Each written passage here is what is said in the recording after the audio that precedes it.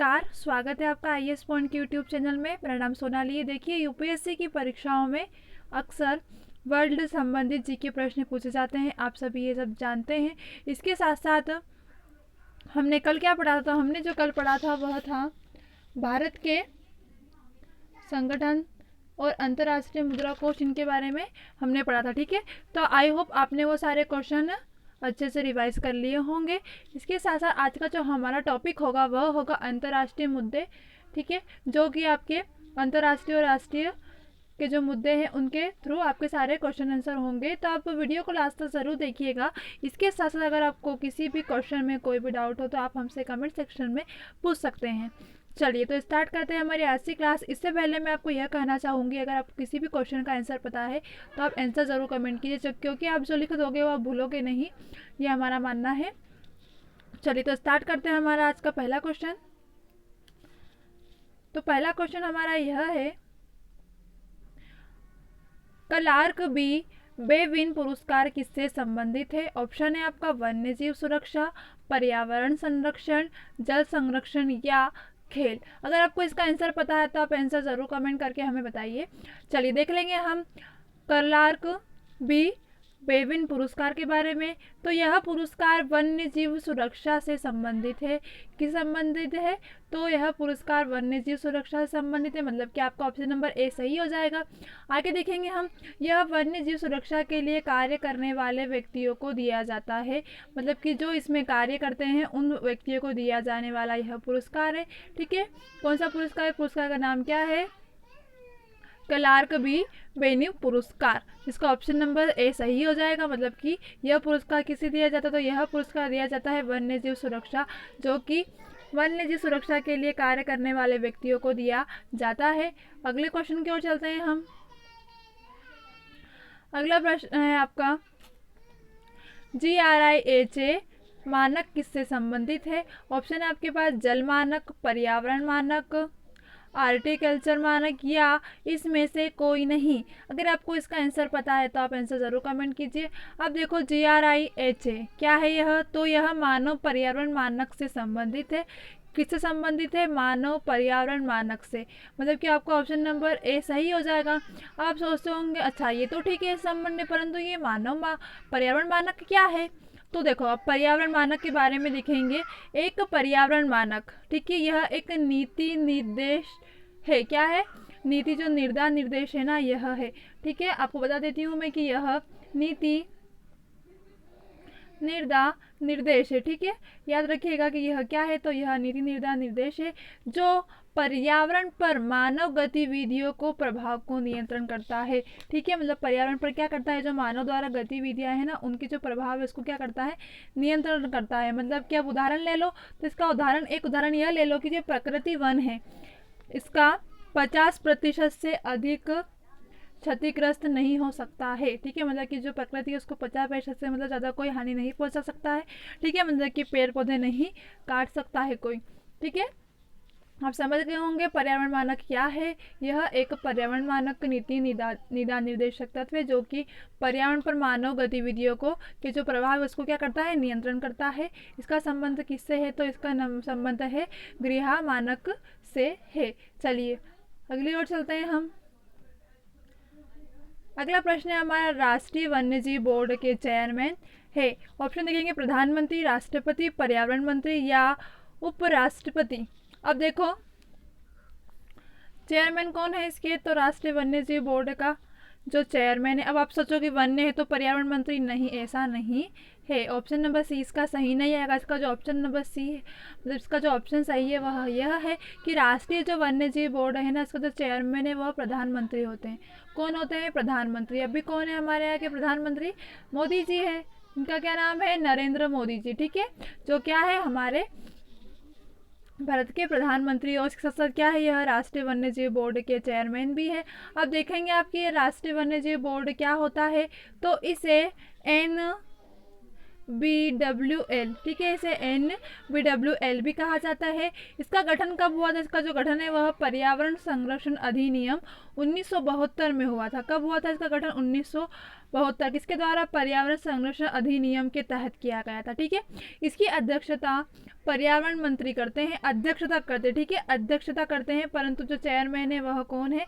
नरेंद्र मोदी। और जो अध्यक्षता है वह कौन करता है? पर्यावरण मंत्री करते हैं, जो कि केंद्र सरकार के देश में वन्य जीवों के संरक्षण के लिए नीतियों और आयोग को जो तैयार करने का काम और सलाह देते हैं, मतलब कि किस तरह से वन्य जीवों को संरक्षण को सेव किया जाए, इस तरह के कार्य करते हैं। कौन करते हैं? कार्य कौन करते हैं? पर्यावरण मंत्री, परंतु चेयरमैन कौन है इसके? नरेंद्र मोदी है।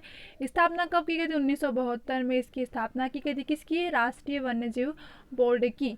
चलिए अगले प्रश्न की ओर चलते हैं हम। अगला प्रश्न है हमारा, परम्बिकुलम वन्य जीव अभयारण्य किस प्रदेश में है? ऑप्शन देखेंगे हम, केरल, तमिलनाडु, आंध्र प्रदेश या कर्नाटक।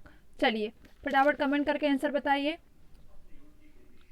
देखो, परम्बिकुलम वन्य जीव अभयारण्य यह केरल के कहाँ पर है? केरल के पालक्कड़ जिले में है। कहाँ पर? ऑप्शन नंबर ए आपका सही हो जाएगा कि यह केरल के पालक्कड़ जिले में स्थित है, ठीक है, पालक्कड़ जिले में स्थित है, जो 89 वर्ग किलोमीटर फैला हुआ है। कितने में फैला हुआ है? 89 वर्ग किलोमीटर में फैला हुआ है। क्या फैला हुआ है? परम्बिकुलम वन्य जीव अभयारण्य कहाँ पर है? यह तो केरल में है, ठीक है। इसका केरल के किस जिले में है? तो केरल के पालक्कड़ जिले में स्थित है। इसका क्षेत्रफल कितना? इसका क्षेत्रफल है 89 वर्ग किलोमीटर। चलिए अगले प्रश्न की ओर चलते हैं हम। अगला प्रश्न है हमारा, भारत का पहला समुद्री राष्ट्रीय उद्यान कौन सा है? इंपॉर्टेंट है, ठीक है। भारत का पहला राष्ट्रीय उद्यान के बारे में पूछा गया है। ऑप्शन देखेंगे हम, रानी झांसी समुद्री राष्ट्रीय उद्यान, समुद्री राष्ट्रीय उद्यान कच्छ की खाड़ी, महात्मा गांधी समुद्री राष्ट्रीय उद्यान या मन्नार की खाड़ी समुद्री राष्ट्रीय उद्यान। अब देखो इसका सही आंसर क्या होगा? तो देखिए कि कच्छ की खाड़ी में जो स्थित समुद्री राष्ट्रीय उद्यान है ना, भारत का पहला समुद्री राष्ट्रीय उद्यान है। कौन सा? जो कि कच्छ की खाड़ी में है, मतलब कि ऑप्शन नंबर बी आपका सही हो जाएगा। कैसे सही होगा? क्योंकि कच्छ की जो खाड़ी है उसमें जो स्थित समुद्री राष्ट्रीय उद्यान है वो भारत का पहला समुद्री राष्ट्रीय उद्यान है। अच्छा ठीक है, तो यह सब पहला है। अब इसकी स्थापना देख लीजिए, इसकी स्थापना कब की गई थी मैम? तो इसकी स्थापना की गई थी 1982 में, ठीक है। काय में की गई थी? 1982 में इसकी स्थापना की गई थी। चलिए अगले प्रश्न की ओर चलते हैं हम। अगला प्रश्न है हमारा, फास्ट फूड से निपटने के लिए किस देश में आंदोलन चला है? ऑप्शन देखेंगे, इटली, जर्मनी, फ्रांस या जापान। अगर आपको इसका सही आंसर पता है तो आप आंसर ज़रूर कमेंट कीजिए। चलिए हम देखेंगे कि इटली में जो फास्ट फूड विरोधी आंदोलन चला है कहाँ पर चला है? इटली में, यानी कि ऑप्शन नंबर है आपका सही हो जाएगा। इटली में क्या है कि फास्ट फूड विरोधी आंदोलन चला है। अब यह क्या है? तो यह फास्ट फूड स्वास्थ्य के लिए हानिकारक होता है। जो फास्ट फूड है ना, मतलब कि इससे निपटने के लिए क्या किया गया है कि इटली में आंदोलन चलाया गया है, ठीक है, क्योंकि यह स्वास्थ्य के लिए बहुत हानिकारक होता है। तो देखा है कि जो फास्ट फूड आंदोलन है यह कहाँ पर चला है? तो यह इटली में चला है। ऑप्शन नंबर है आपका सही हो जाएगा। अगले प्रश्न की ओर चलते हैं हम। अगला प्रश्न है हमारा, ओजोन डे मनाने की घोषणा किस प्रोटोकॉल में हुई? ठीक है, क्या पूछा गया है? ओजोन डे मनाने की घोषणा किस प्रोटोकॉल में हुई? ऑप्शन देखेंगे हम, Nagoya protocol, Montreal protocol, Geneva protocol या क्योटो प्रोटोकॉल। अगर आपको इसका आंसर पता है तो आप आंसर ज़रूर कमेंट कीजिए। चलिए हम देख लेंगे कि जो वर्ल्ड ओजोन डे है या विश्व ओजोन दिवस, ऐसा ही बोला, इसको हिंदी में क्या बोलते हैं? विश्व ओजोन दिवस। यह इस साल 16 सितंबर को मनाया गया जाता है। कब मनाया जाता है? यह 16 सितंबर, ठीक है, को मनाया जाता है। इसकी घोषणा मॉन्ट्रियल प्रोटोकॉल में मॉन्ट्रियल प्रोटोकॉल ने कब की गई थी? 1987 में हुई थी। हर साल कब मनाया जाता है? यह 16 सितंबर को मनाया जाता है। क्या मनाया जाता है? ओजोन डे, ठीक है। ओजोन डे मतलब विश्व ओजोन दिवस, ठीक है। चलिए अगले क्वेश्चन की ओर चलते हैं हम। अगला है हमारा, राष्ट्रीय हरित कोर का क्या उद्देश्य है? ऑप्शन देखेंगे हम, युवाओं को पर्यावरण और परिस्थिति के बारे में बताना। ऑप्शन नंबर बी है आपका पर्यावरण कानून बनाना या पर्यावरण संरक्षण। अब देखिए कि राष्ट्रीय जो हरित कोर है इसका उद्देश्य क्या है। तो राष्ट्रीय हरित जो कोर है इसका उद्देश्य है युवाओं को पर्यावरण और परिस्थिति के बारे में बताना। क्या है? युवाओं को पर्यावरण और उसकी जो परिस्थिति है उसके बारे में क्या बताना। यह किसका कार्य है, मतलब किसका उद्देश्य है? तो यह उद्देश्य है राष्ट्रीय हरित कोर का प्रमुख उद्देश्य है। चलिए अगले क्वेश्चन की ओर चलते हैं हम। अगला है, चेचू जनजाति किस क्षेत्र में वन्यजीव के सुरक्षा से संबंधित है? ऑप्शन देखेंगे हम, नागार्जुन, श्रीशैलम जो कि आंध्र प्रदेश में स्थित है, सिमिलीपाल जो कि उड़ीसा में स्थित है, पलामू जो कि झारखंड में स्थित है, या इसमें से कोई नहीं। ठीक है, हमसे क्या पूछा गया है? वन्य जीव सुरक्षा से संबंधित है, चेचू जनजाति की मतलब किससे संबंधित है? तो देखो कि जो पर्यावरण मंत्रालय के बयान के अनुसार जो चेचू जनजाति है ना, ये आंध्र प्रदेश के नागार्जुन श्रीशैलम क्षेत्र में वन्य जीव के संरक्षण से संबंधित है। किससे संबंधित है? नागार्जुन श्रीशैलम जो कि कहाँ पर है? आंध्र प्रदेश में। इसका सही उत्तर क्या हो जाएगा? ऑप्शन नंबर ए, यह वन्य जीव के संरक्षण से संबंधित है। चेचू जनजाति दक्षिण भारत की सबसे बड़ी जनजाति है। कहाँ की? दक्षिण भारत की। ठीक है, दक्षिण भारत की सबसे बड़ी जनजाति है सर। ठीक है, बड़ी क्या है? जनजाति है। कौन सी? चेचू। कहाँ की है? सबसे बड़ी दक्षिण भारत की। चेचू जनजाति चेचू भाषा में ही बोलते हैं। चलिए, तो हमसे प्रश्न पूछा गया चेचू जनजाति किस क्षेत्रों को वन्यजीव सुरक्षा से संबंधित है? तो किससे है?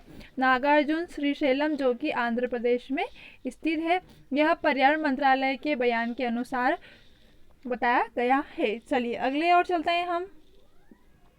अगला प्रश्न है हमारा, बिली अर्जुन सिंह का नाम किस राष्ट्रीय उद्यान से संबंधित है? ऑप्शन है आपका, जिम कॉर्बेट राष्ट्रीय उद्यान, बी दुधवा राष्ट्रीय उद्यान, सी काजीरंगा राष्ट्रीय उद्यान, या मानस राष्ट्रीय उद्यान।